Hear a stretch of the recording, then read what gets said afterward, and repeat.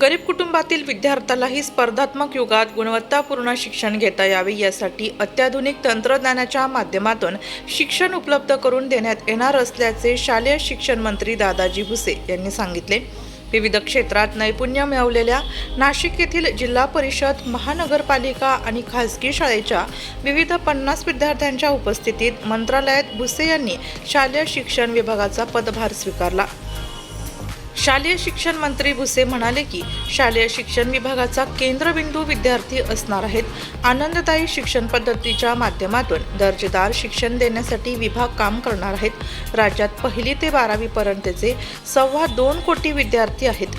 1,08,000 शाळा असून 7,29,000 शिक्षक आहेत। विविध उपक्रम योजनांसाठी कृती आराखडा तयार करण्यात येईल।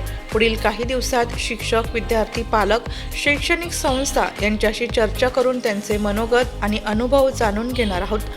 शिक्षकांच्या समस्या सोडवण्यात येतील, यासाठी ग्रामस्थ आणि पालकांनाही सहकार्य करण्याचे आवाहन करण्यात येईल। शाळेतील विद्यार्थ्यांच्या सुरक्षेसाठी तसेच आरोग्यासाठी नियमांचे काटेकोर पालन करण्यात येईल। विद्यार्थ्यांच्या हितांचे निर्णय घेण्यासाठी विभाग कटिबद्ध असल्याचे भुसे यांनी यावेळी सांगितले। महाराष्ट्राला शैक्षणिक चळवळीचा वारसा आहे। शिक्षण क्षेत्राला देदीप्यमान परंपरा आहे।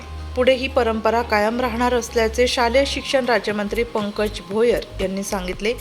यावेळी उपस्थित विविध 50 विद्यार्थ्यांनी माध्यमांशी संवाद साधला। प्रांजली जाधव या विद्यार्थिनीने महात्मा फुले, क्रांतीज्योती सावित्रीबाई फुले, घटनेचे शिल्पकार डॉक्टर बाबासाहेब आंबेडकरांसह महापुरुषांनी स्त्री स्वातंत्र्यासह शिक्षणाचे महत्त्व पटवून दिले याची माहिती भाषणातून दिली। नाशिक लोकशाही न्यूज ब्युरो रिपोर्ट, नाशिक।